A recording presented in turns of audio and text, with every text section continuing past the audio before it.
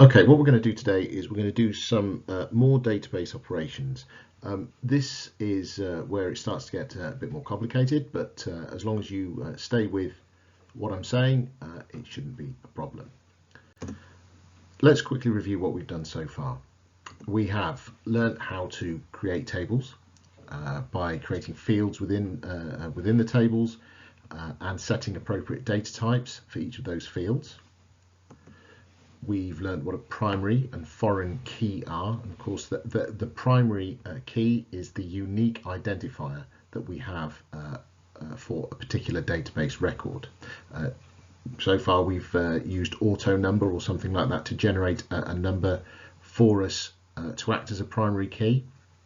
There's other ways of doing it, but that's what we're going to worry about so far. A foreign key is where we put the primary key from one table into another table to create a relationship. And that's basically how relational databases work. It's the ability to be able to create the relationship between the tables that makes them efficient. Relational databases are efficient. Remember, why they're efficient is because we don't have to duplicate data. It means that we can store the equivalent data in a flat file, or that would be in a flat file, in a much smaller space, storage space. When we're setting up the relationships, we learned that many-to-many relationships are bad. Within a database, they just don't work, or don't work very well at all. And ideally, we're looking for one-to-many relationships. So back in the example of our hotel room booking system, we would have a single record for a client or a customer. We'd have a single record for a room, but we'd have lots of bookings. One customer would make one booking, and each time they book, within the booking, they might only book one room. And each room would be booked multiple times. So we have the one-to-many relationship between the customer and the booking, and the one-to-many relationship between the room and the booking. But we don't have customers linked directly to rooms, because that would be a many-to-many relationship. Take a look at the hotel database to remind yourself if you need to. Just stop the video and go and have a look. Today's lesson, we're going to learn about how databases can be used to clean up data. And we're going to do that through the mechanism of learning how to import data. That is getting data from one place and putting it straight into the database, so we don't have to type it all in. And that's very important, especially when we're dealing with data sets the size of which you'll see today. We're going to learn how to create a join, which is a type of relationship between two tables in a database. We're going to learn, most importantly, about database queries. A database query is the way that we ask a question of the data in our database. More on that later. And then we're going to export some data, which is then so pushing the data back out of the database somewhere else, perhaps into a spreadsheet or into a text file. And then we're going to just take a look at some things that we could do with that data that we've exported. Please stop and work through the video as you go along, as in stop the video when you need to, do the task, and so don't watch it all the way through and then try and remember each step, because what we're going to be doing today is reasonably complicated. Right, what I've supplied you with are two spreadsheet files. One's called locations and the other one is called outcomes. Now we can have a quick look at these two files. What this is some crime data. I talked about this before. And this one shows you where, as I say, in locations, where particular crimes have been committed. Now there's a crime here, which says 34 DEA 09D, very, very long number. It tells us the longitude and latitude of where the crime was committed. It's given us a general location, and it's also told us that it was a burglary. Now if we look at the outcomes file, what this tells us is a crime ID, So again, we've got two files with the crime ID. These are effectively the keys, and we've got something that we don't have in the other data set, which is an outcome type. Now, an outcome type, this tells us what actually happened after the police got involved. Now, there's some general location information, but it's not as specific as this longitude and latitude data that we can actually do something with further on in this process. Now, what we're going to do is we're going to import this data into Access. We're going to run a query to tidy it up, and then we're going to export it again. I could do this in Excel, but I'm going to show you how to do it in Access because it's a common use of databases once we've got the data in. It's not just, so we're not just tidying it up, that's not just what the database is for, but I'm just using this as an example. Okay, so we've got our two files, and what I've done is I've created a database called crimes_db. So you'll need to open Access up, created a new blank desktop database, and call it crimes_db. And here's my blank database area. You might have a table 1 over here. I've deleted that because what I'm going to do now is I'm going to import some external data. So click there, and of course we're going to import an Excel spreadsheet. So I click on that. Then I choose my file, my first one, which is my locations file. And I'm going to import the source data into a new table in the current database. Now, this is a lot easier than creating the tables in Access because it's going to do it for us based on the information that it will see in the Excel spreadsheet. And it's going, oh, look, your first row, that was probably column headings. So it's told us that, and it's recognized that these are the individual fields. It's looking in the Excel spreadsheet. Now, we would probably normally tidy up these field names. I'm not going to today, but that's what we would do if we were spending some time on this database. We were going to be using it again and again and again. We would also spend some time getting these right here, but I'm just going to click next. It's going to work out the data types for us.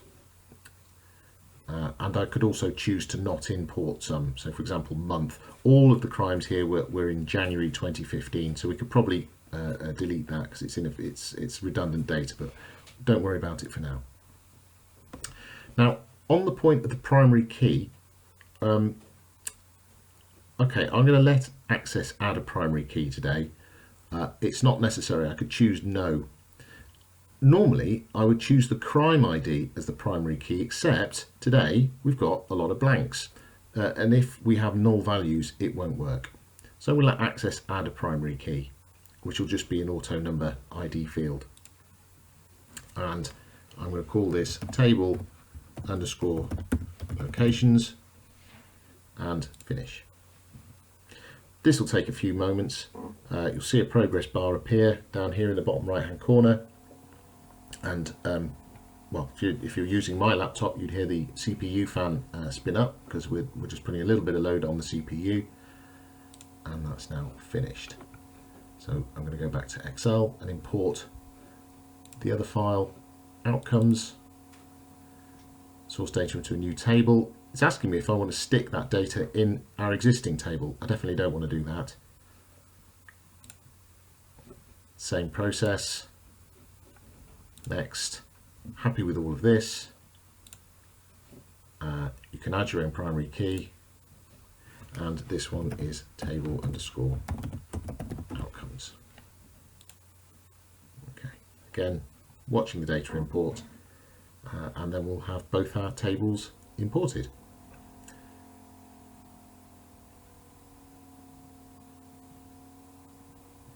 Okay, table locations and table outcomes. Now, again, in locations, we can see we've got quite a few blanks. We've got 11,237 records in that table. In outcomes, we've got 11,313. We're going to close those all down. I don't want to save the changes to the layout, but we've got our data all imported. Okay, our next stage is we need to create a relationship between those two tables. Now, as we've learned in previous lessons, the fact that we can create relationships between tables is the whole point. Now it might ask you to show the tables there. If nothing pops up, you just right click, show all, show table rather, table locations, table outcomes, and they will both appear. I'm going to create the relationship between the two tables. Now the reason we're going to do that is because locations contains our longitude and latitude data, which we will need to associate with our crime ID, and also the outcome type we can associate with this. So we're going to be able to need to see the information in here and combine it with the information that's in here. So I'm just going to drag where it says crime ID over to where it says crime ID over here. It's going to pop up this little box. I'm going to click create, and it's made a relationship. This is called a join. So we've created a join within the database. So I can close that down, I can save the changes, and that's our relationship created.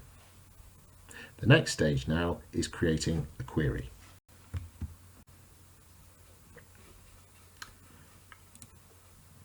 Next stage then, we're going to create this query. And so we go to the create ribbon and the query design button just there. Again, show both the tables and close. Now a query is where we ask the database for some information, tell us something, and we need to choose some fields to ask the question on. Now, first query I'm going to run is just to make sure that our crime ID fields match up. So I'm going to take that crime ID there, which is from table locations.crimeid, and this one from here, which is going to be table outcomes crime ID, and I'm just going to hit the run button and we'll see what happens. Now it's quite a quick result of our query there. Now how many records have I got? If I look down the bottom, I've now only got 5,054. So we've effectively stripped out around about 6,000 records by running that query. We've tidied the data up nicely. But this doesn't tell us much. All we've done is match up, as you can see here, the crime IDs of both tables. So we need to add some more information. So let's have a look and let's see the longitude and now the latitude, which is coming from our locations table. Okay, I can make these smaller now so I can fit more in. And let's have the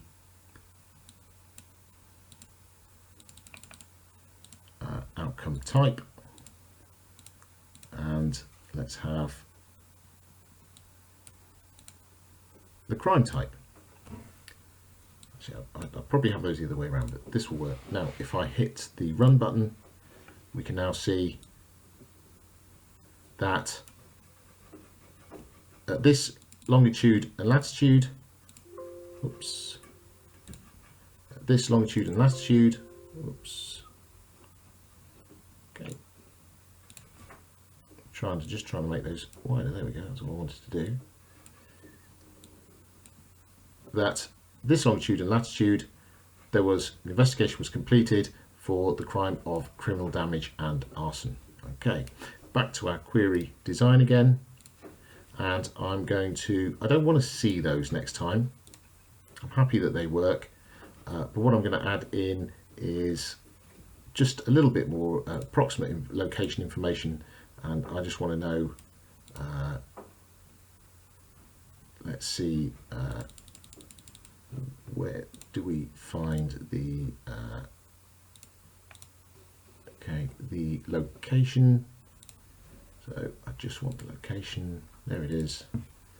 If I run this again, okay, 5,054 locations. I'm going to tidy this up further by saying rather than 5,000, I'm just interested in it might be the violent crimes. Now what I'm going to do here is I'm going to choose like, using the operators that we learnt about last week, and I'm going to choose violent. I think, make sure I use the right term. It was violent offence, yeah, okay. And I've got, so I've put like, quote, star, violent, star, quote, just to make sure I catch everything, and then click run. And that's now given us only 854 records. And as you can see, that's all the violent offences in our data. So we've taken our data down from 8,000 down to 854. Now we've also got here some blank spaces, so we probably need to do something about that. Now, how do we deal with that? Well, we need to make sure that at least latitude is not null. Run that again, and we've now got how many records? 788, and we haven't got any null values. So we've managed to, again, tidy that data up. So I'm going to save this, and I'm going to save this as violent crime locations. Okay, so if we close that down, we could come back to it anytime and look it up. Okay, for the final stage, we're going to push the data back out of Access. And what we're going to do is, very simply, we're going to export it as an Excel spreadsheet, because that's all we need for the stage that comes after this. We're on the External Data tab, and we're looking for the, now in the Export part of the ribbon, where it says Excel. And we're going to export it to, I've called it violent crime locations. It's picked that up automatically because that's the name of the query that we're exporting. So of course we're exporting a query here, not one of the tables. And we're just going to format it as an Excel workbook and click OK. And it says it already exists because I just tried it. And I'm going to click yes and then close. Now, I was going to ask you to do it as a text file, but it seems that newer versions of Access create a strange truncation error that reduces the decimals down to just 2 decimal places, which isn't going to be any good for us. So we've done it as an Excel spreadsheet today. So we should have an Excel spreadsheet, so an Excel worksheet called Violent Crime Locations. If I double click on it, that looks something like this. Okay. With a longitude, a latitude, the outcome type, crime type, and location. And what we're going to do with this next is we're going to upload it to Google Maps. So you need to get a Google Maps page open, okay, like this. Choose from menu, and we're going to choose where it says My Maps, and down the bottom it says Create a Map, and it's going to ask you if you want to import a file.